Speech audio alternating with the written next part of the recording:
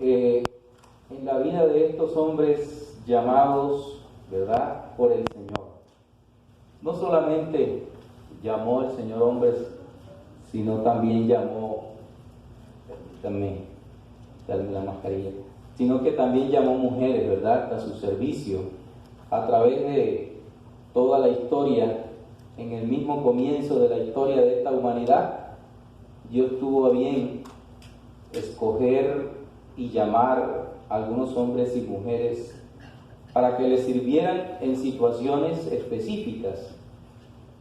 Y es así como Él llama a Abraham. Encontramos ese llamado de Abraham ahí en Génesis capítulo 12, ¿verdad?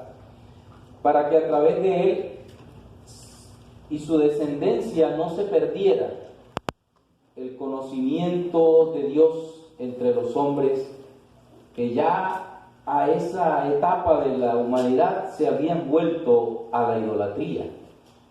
Dejaron de adorar al Creador por adorar a muchas cosas creadas, ¿verdad? Y cuando nosotros miramos la vida de Abraham, pasamos un capítulo anterior, ahí en Génesis, se relata lo de la torre de Babel.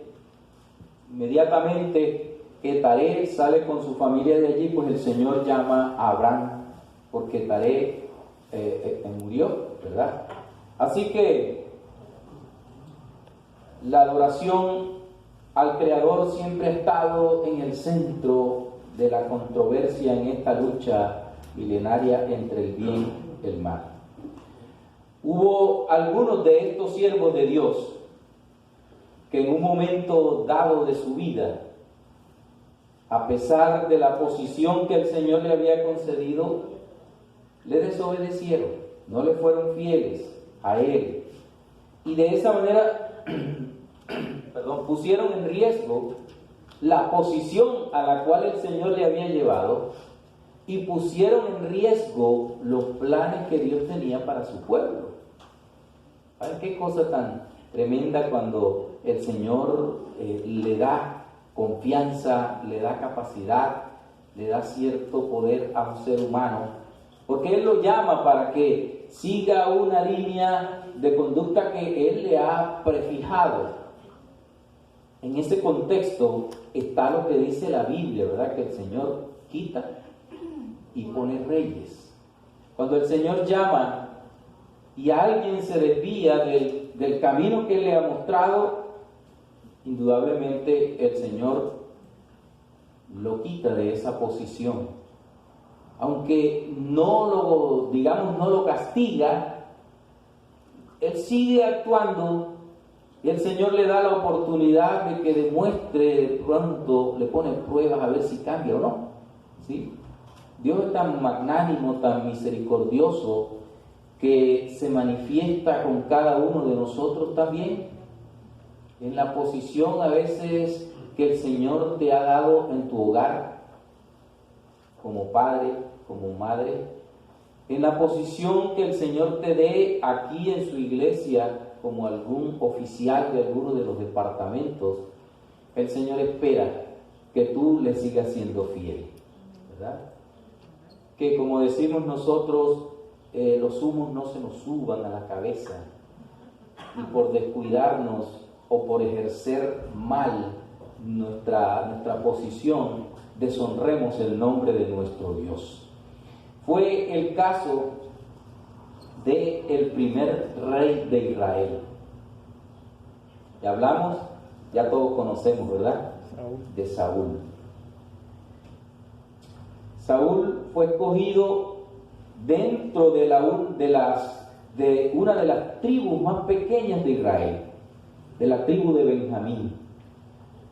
Y la familia de él también era pequeña, era la familia de Macri, de donde era su padre Cis, donde fue escogido Saúl. Él mismo lo reconoce, ¿verdad? Cuando Samuel le dice que lo va a ungir para algo especial, para que sea el rey del pueblo de Dios. Él le dice, pero bueno, ¿por qué a mí, si soy de una de las tribus más pequeñas de este pueblo, ¿verdad? Si soy de una familia pequeña, pero el Señor tenía para él algo especial, ¿verdad? Así que nos encontramos aquí en Primera de Samuel con un episodio en el que se revela de nuevo una desobediencia del rey. Y tenemos que ser claros, no fue a Samuel, sino al Señor que él desobedeció, ¿verdad? Ese momento era como una prueba final a ver si él se reivindicaba delante del Señor, porque había tenido muchos traspiés, había hecho cosas, ¿verdad?, que no le pertenecían hacer. ¿Sí? Una vez se aligeró, se desesperó, porque él tenía que ir a batalla y no esperó al siervo de Dios que debía ofrecer el sacrificio. El Señor es un Dios de orden. La primera ley del cielo es el orden. Allá todo está ordenado. Cuando nosotros entramos al servicio del Señor, no es para hacer las cosas como a mí me parece, sino como el Señor dispone. En cualquier lugar que el Señor te ocupe, siempre ten presente que debes hacer la voluntad de Él. ¿Verdad? Eso es importante que nosotros lo tengamos en cuenta, porque en cualquier momento podemos ser llamados por Él para ministrar a alguien o algo, ¿verdad?, que le pertenezca a Él. ¿Sí? Así que el capítulo 15 de Primera de Samuel nos muestra ese momento tan embarazoso en la vida de este rey, primer rey de Israel. Dice el versículo 1 que después Samuel dijo a Saúl: Jehová me envió a que te ungiese por rey sobre su pueblo Israel. Ahora pues, está atento a las palabras de ¿quién? A la palabra de Jehová. ¿Sí? Era palabra de Jehová la que él traía. Y le comienza a decir: así ha dicho Jehová de los ejércitos, yo castigaré lo que hizo Amalek a Israel al oponérsele en el camino cuando subía de Egipto. Le dio una orden tajante, que ha tenido a mucha gente dudando del amor de Dios a través del tiempo. Ve pues y hiere a Amalek y destruyo todo lo que tiene y no te apiades de él. Mata a hombres, mujeres, niños y aún a los de pecho, vacas, ovejas, camellos y asnos. Una orden bien tremenda de parte del Señor. Pero es que cuando quizás nosotros, si vamos al contexto histórico de ese tiempo y a lo que el Señor tenía para su pueblo, Amalek se le había opuesto a él. Amalek había sido un tropiezo en el camino y Amalek fue considerado un anatema. Y cuando el Señor decide destruir un anatema, es completo. En la cultura oriental, en ese tiempo, los estudiosos dicen que cuando a alguien se le consideraba, ¿verdad?, maldito, había que exterminarlo. Y así fue considerado este pueblo. Por eso el Señor dio esa orden que como digo, tiene a muchos todavía dudando del amor de Dios. ¿Sí? Pero nosotros sabemos que los planes de Dios no son los nuestros. Y nosotros debemos entender, ¿verdad?, en el contexto de lo que el Señor quiere para nosotros, de lo que Él quiere para este mundo, no es otra cosa sino que purificar, ¿verdad? Que todos le adoremos a Él. Con ese propósito llamó a Abraham para que difundiera el conocimiento de Dios en la tierra, y ese también fue un encargo a sus descendientes. De tal manera que el Señor pues dio esta orden para que Saúl también le puso esta orden, le puso esta prueba para que Saúl también reconsiderara su actuación anterior para con Dios. ¿Sí? Y para que fuera un ejemplo a su pueblo, porque él lo había escogido como el rey de su pueblo. Así que Dios quería que se eliminaran todos los enemigos de Israel, para que su pueblo tuviera paz. Los inconvenientes y las luchas que tuvieron los primeros reyes y luego los siguientes reyes de Israel, siempre usted ve que la historia del pueblo fue una lucha continua, porque algunos reyes no obedecieron al Señor a apartar, ¿verdad?, los pueblos que tenían que apartar, y eso fue como aguijones en su costilla todo el tiempo en la historia del pueblo de Israel. Solamente los amalecitas fueron ya acabados totalmente en el reinado de Ezequías, muchos años después de que el Señor le diera esta orden a Saúl. Así que el capítulo 15, no vamos a entrar en muchos detalles, nos relata la historia completa del desatino del rey de Israel al incumplir la orden explícita de Dios. Le había dicho que eliminara todo, pero dice el versículo 8, y tomó vivo a Agag, rey de Amalek, pero a todo el pueblo mató a filo de espada. Y Saúl y el pueblo perdonaron a Agag y a lo mejor de las ovejas y del ganado mayor, de los animales engordados, de los carneros y de todo lo bueno, y no lo quisieron destruir, mas todo lo que era vil y despreciable lo destruyeron. Eso no había sido la orden de Dios, ¿verdad? Y vino entonces palabra de Jehová a Samuel diciendo, el Señor había escogido a Samuel como el tutor de ese rey. Si ustedes ven en la historia de cuando el pueblo pide un rey, es porque ellos consideraron que Samuel ya estaba viejo. Sus hijos no habían cumplido con el ministerio que Samuel les había encargado, ¿verdad? Y entonces el pueblo se desesperó y pidió un rey. Pero aún Samuel estaba allí. Samuel fue lo que organizó todo acerca de la ascensión al reino, ¿verdad?, de Saúl. Y era su tutor, el Señor lo tenía allí para que lo tutoreara a él. Y vino palabra de Jehová a Samuel diciendo, el versículo 11, me pesa haber puesto por rey a Saúl, porque se ha vuelto de en pos de mí, y no ha cumplido mis palabras, y se apesadumbró Samuel, y clamó a Jehová toda aquella noche. ¿Sí? El profeta sentía profundamente aquel desatino que había cometido el rey, ¿verdad? Y la decisión de Saúl de seguir sus propios deseos. Nosotros sabemos que aunque nosotros cometamos errores, cuando el Señor nos manda a hacer algo, aquello no quiere decir que el Señor tenga que torcer sus designios. El Señor sigue adelante con sus designios. Muchos han quedado en el camino, y muchos quedaremos en el camino si somos desobedientes al Señor, si no hacemos su voluntad, ¿verdad? Así que Dios le dio una oportunidad de nuevo al rey, el rey falló, ¿verdad? Pero el Señor siguió adelante.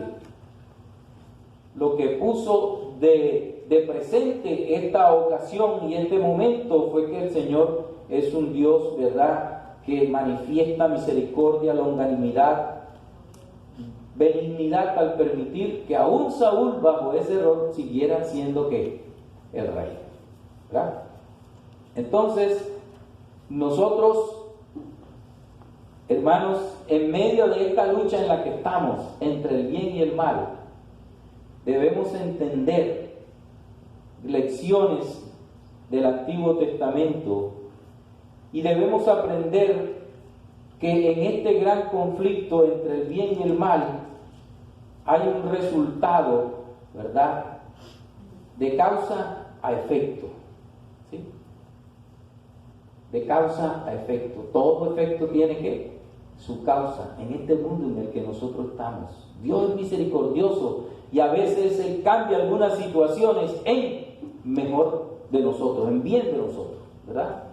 Pero eso es lo que sucede en este mundo, de causa a efecto.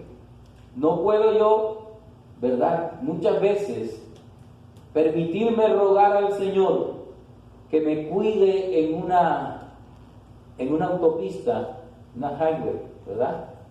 Si dice allí que yo tengo que ir a 65 millas y monto mi carro a 100 y a 100 tantas millas, ¿verdad? El exceso de velocidad y una mala maniobra pueden hacer que yo pierda la vida, ¿sí? Causa, efecto, ¿verdad? Pero el Señor es misericordioso, como he dicho. Así que es muy duro nosotros leer aquí cuando dice la palabra, me pesa haber puesto por rey a Saúl.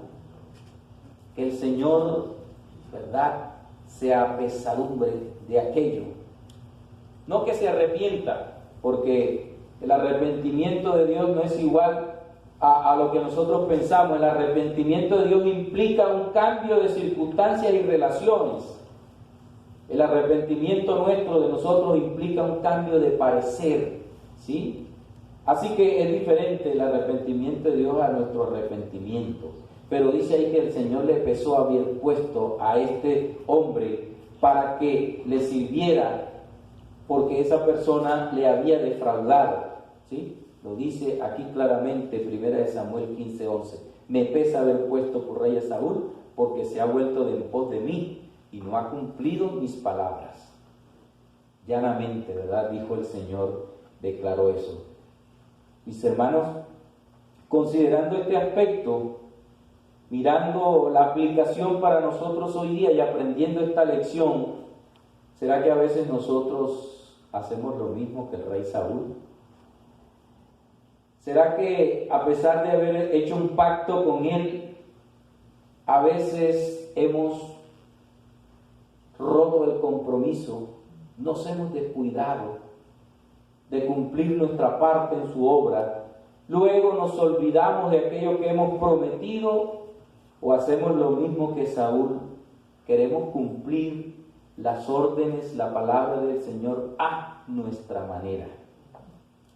Y decimos, porque es que yo soy así, ¿verdad? Y decimos, porque es que a mí me parece que debe hacerse así. Ese fue el gran error de Saúl, querer hacer las cosas como a él le parecían y no obedecer estrictamente la palabra del Señor. Aquí hay una lección para nosotros, ¿verdad? Aprender que las cosas del Señor se hacen de acuerdo a su voluntad, se cumplen según su voluntad. Que el Señor a veces tarde en hacer algo que nosotros estamos esperando, debemos confiar en que su tiempo es perfecto. Amén. Y en su momento las cosas se han de dar. Amén. ¿Sí? Aún bajo el aguijón de algo que nos está haciendo sufrir y de nuestro constante pedido al Señor, debemos considerar que Él actuará en su tiempo y en su momento. Amén. Y será lo mejor y lo más conveniente para nosotros. Esa es la lección que debemos aprender aquí. La otra lección que debemos aprender, como dije al comienzo, de cada uno de estos personajes vamos a aprender una lección. Es la experiencia, ¿verdad?, de Samuel cuando él ve que aquel hombre que él ungió, que el Señor llamó, que el Señor le mostró a él, ¿sí?, había incumplido las palabras del Señor. Y eso, como dice el versículo 11, apesadumbró a Samuel y clamó a Jehová toda aquella noche. ¿Qué era lo que clamaba el profeta? Que le diera la oportunidad de seguir siendo un rey, quizás, a Saúl, ¿verdad? Que le indicara, a ver, pero el Señor dice que ya lo había desechado. ¿Sí? Y es duro pensar, ¿verdad?, que el Señor deseche a alguien. Pero aún desechado, y el Señor le dio la oportunidad de continuar siendo el rey. Por respeto, ¿verdad?, a la investidura que él mismo le había dado. Él era el ungido de Jehová. Y eso lo respetaba Samuel, y más tarde lo respetó el próximo rey de Israel, que fue David. Así que, a pesar de que Samuel reconocía y había reprendido a Saúl varias veces por su forma de actuar para con el Señor, él reconocía y respetaba al ungido de Jehová, ¿sí? Y entonces el pesar de Samuel era por la conducta de Saúl, ¿sí? Y ese pesar, mis hermanos, es una prueba de la sinceridad y de la forma en que Samuel velaba y tutoreaba a este rey que el Señor había escogido. El profeta sufrió mucho por Saúl. Hay 2 versos aquí en este capítulo que indican el sufrimiento de Samuel. El versículo 35 dice, y nunca después vio Samuel a Saúl en toda su vida. Pero Samuel dice, lloraba a Saúl, y Jehová se arrepentía de haber puesto a Saúl por rey sobre Israel. ¿Sí? Aquí nos concentramos en la conducta del profeta en estos momentos, ¿verdad? El versículo 11, había él rogado, dice, toda aquella noche apesadumbrado por la experiencia, ¿verdad? Por lo mal que había quedado el rey cuando él lo tutoreaba. Él sentía que esa era su responsabilidad también, ¿sí? Porque aún era el profeta del Señor, ¿sí? Y entonces él sufría no por lo que Dios había decidido, sino porque la historia de Saúl hubiese sido diferente si él hubiese sido obediente y sumiso a la voluntad de Dios, ¿verdad? Así que en el capítulo 16 el Señor le dice a Samuel, ahí en el versículo 1, dijo Jehová a Samuel, ¿hasta cuándo llorarás a Saúl, habiéndolo yo desechado, para que no reine sobre Israel? El Señor interviene, ¿verdad? Porque parece que el profeta estaba bastante afectado. Y es una lección para nosotros también. Cuando nosotros estamos afectados por algo, regularmente nos sumimos en la tristeza, en el desconsuelo, en el llanto muchas veces. A veces, ¿verdad?, no levantamos la vista, sino que nuestra vista está solamente abajo. Parece que el mal y las circunstancias nos pusieron un yugo pesado que nos hace inclinar nuestra cerviz y solamente miramos abajo y no buscamos el socorro oportuno en Jehová, ¿sí? Así que Samuel temía, estaba con muchos temores, ¿sí? El Señor le dijo, mira, no te envuelvas en la tristeza. Quizás Samuel no solo temía por lo que había sucedido con Saúl, sino que también temía por el pueblo, ¿sí? Porque este era el rey, él era el profeta. Samuel temía por la suerte del pueblo de ahí en adelante. ¿Qué va a hacer con un rey rechazado y que todavía ostenta la corona o todavía ostenta la posición? Por eso yo decía al comienzo, el Señor es tan misericordioso que nos da un encargo, y aunque a veces cometamos un error, todavía el Señor nos da ¿qué? Una nueva oportunidad. Dios es el Dios de las oportunidades. Dios es el Dios de la esperanza.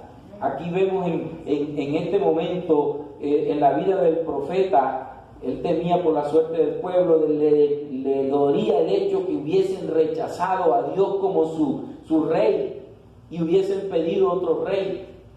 Le dolía a Samuel que el pueblo no haya considerado tan seriamente su ministerio que había dedicado toda su vida.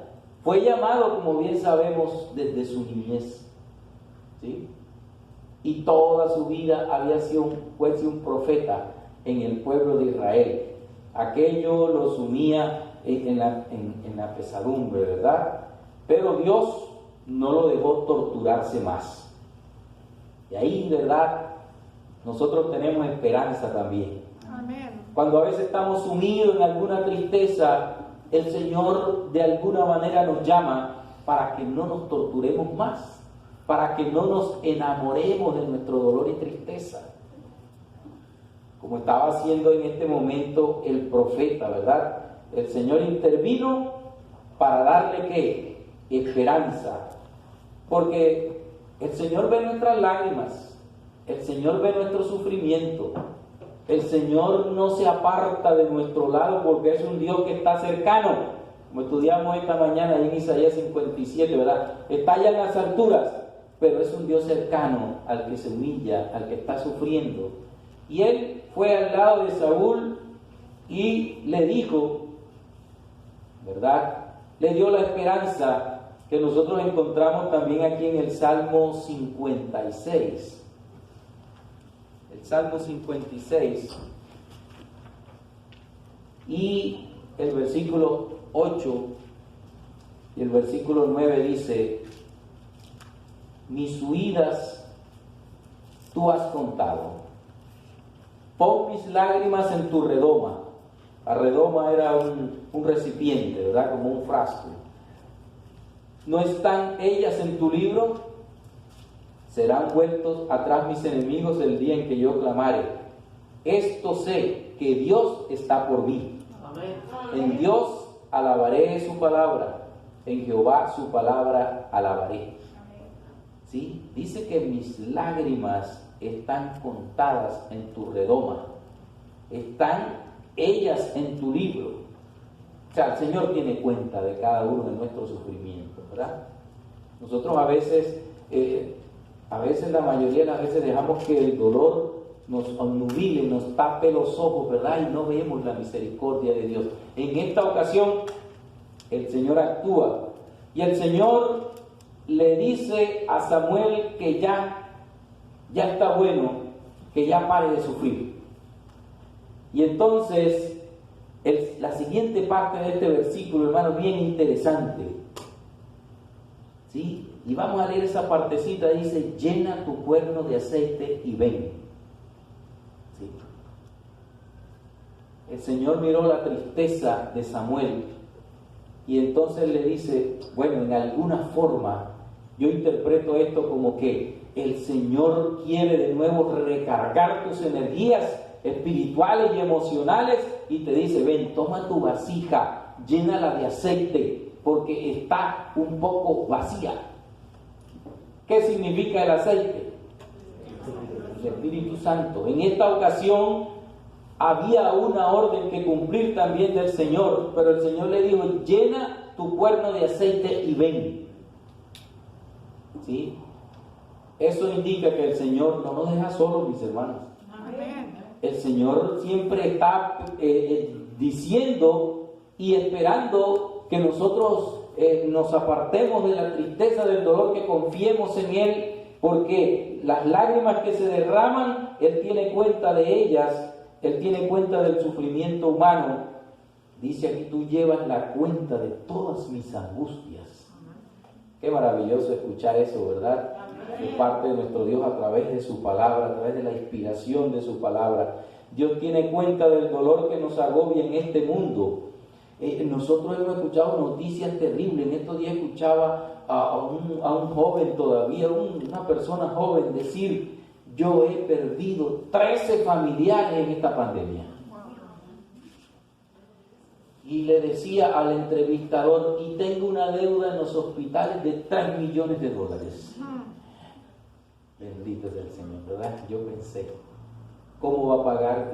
Me imagino que de alguna manera los gobiernos, las entidades de beneficencia ayudarán a este caballero a que pague esa cantidad, esa factura en los hospitales.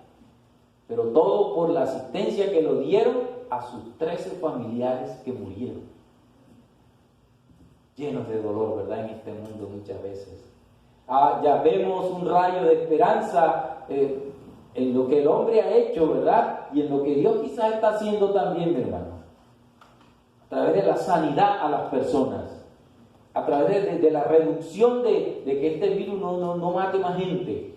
De que haya de nuevo esperanza. Como le dijo al profeta Samuel: mira, llena tu cuerno de aceite y ven, y te enviaré a Isaí de Belén, porque de sus hijos me he provisto de rey. Si el profeta estaba apesadumbrado por saber que ya este rey no le iba a agradar al Señor, aunque estaba allí con la corona todavía, el Señor lo llena de esperanza y le dice: bueno, ven, para ya de sufrir, recarga tus energías porque yo te ayudo, llena tu cuerno de aceite y ven, tengo una misión para ti. Ve allá a Isaí, que de ahí me he provisto, ¿qué? Rey. Eso es un mensaje que engendra, ¿qué? Esperanza, precisamente, ¿verdad? Mis queridos hermanos, en medio del dolor, el Señor también te dice a ti, ¿verdad? Ven, llena tu vasija de aceite, ¿sí? Y ven que yo tengo para ti una misión. Las cosas no van a seguir igual, las cosas van a cambiar, ¿sí? Quiere decir, hermanos, que en medio aún de toda esta pandemia de dolor que estamos sufriendo, sí, el Señor nos recuerda que Él tiene el control. ¿Sí? No escuchemos aquella voz del enemigo que viene en momentos difíciles a susurrarnos al oído: toma tu propia decisión, Dios se alejó de ti, tú le has ofendido, tú le quedaste mal, así que lo mejor es que no le ruegues más. Esa es la voz maligna que nos dice aquello. Muchas personas, por escuchar esa voz, toman decisiones equivocadas y a veces hasta atentan contra su propia vida, ¿verdad? Pero, ¿saben? El Señor tiene promesas maravillosas de salvación, de perdón y de esperanza. Cuando el Señor le habló a Samuel y le dio esa orden, era para que en su corazón despertara la esperanza. Había algo mejor, venía algo mejor. El Señor nos está diciendo hoy que hay un futuro mejor. Por eso no debemos nosotros perder, ¿verdad?, perdernos en nuestro dolor, ¿sí? Porque el Señor, con su Espíritu Santo, te ha de guiar a algo novedoso, ¿sí? Así que hoy te dice a ti y a mí: no te aflijas, no pierdas la esperanza en medio de los dolores. Ven a Jesús, Él te hará olvidar todo lo doloroso de tu pasado y te ofrece un presente, ¿verdad?, mejor, y un futuro glorioso, ¿verdad? Porque Él muy pronto ha de venir. Hermanos, lo que estamos pasando ahorita son momentos difíciles, ¿verdad?, que han tocado a muchas familias de nuestra iglesia y del mundo en general. Casi 600,000 muertos en este país, ¿verdad? Y tantas veces personas infectadas de este virus. Pero saben, el Señor tiene el control y debemos creer eso y vivir eso mientras estamos pasando por todos estos momentos difíciles. Dios nos bendiga, hermanos, y Dios nos capacite para que siempre le miremos a Él como el que tiene la solución a nuestras dificultades, ¿verdad? En el mundo materialista de hoy, la gente pone en duda las promesas del Señor, pone en duda la fe, pone en duda todo lo que tiene que ver con las cosas espirituales, porque son cosas que mientras estamos en este mundo son intangibles, no las tocamos. ¿Quién toca la fe? ¿Quién toca el consuelo? Pero sí sabemos que Dios existe y que Él es la fuente de todos esos beneficios para cada uno de nosotros. Dios nos bendiga, nos guíe, nos conforte, ¿verdad? Y ponga en nuestro corazón la esperanza maravillosa de ver pronto su regreso. Amén.